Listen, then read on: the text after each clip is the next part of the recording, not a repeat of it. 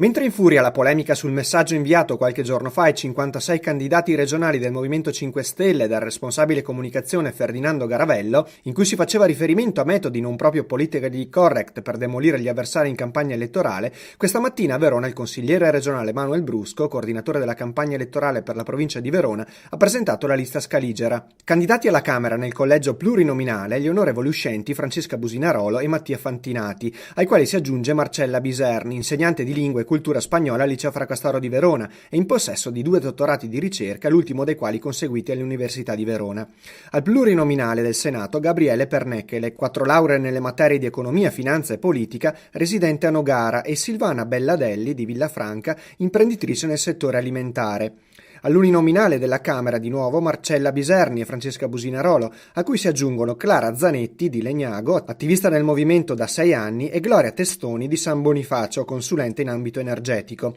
Infine per l'uninominale al Senato ancora Pernechele, poi Monica Bianchetti, laureata in medicina e chirurgia a Verona, e Manuel Brusco. Ci presentiamo ai cittadini come forza di governo, abbiamo presentato un programma con 20 punti che vogliamo andare a presentare a tutti i cittadini e abbiamo delle competenze per farlo, persone, come dicevi tu, che hanno delle competenze in agricoltura per esempio, delle competenze in cultura, delle competenze in medicina, delle competenze che sanno, che sono persone che sanno dove andare a parare. Il Movimento 5 Stelle all'opposizione si è tagliato gli stipendi, il Movimento 5 Stelle all'opposizione ha rifiutato i 42 milioni di euro di rimborsi elettorali, perché la coerenza dà la credibilità e noi siamo gli unici credibili che vi possono dire con sicurezza che ciò che proponiamo oggi sarà quello che noi faremo domani al governo.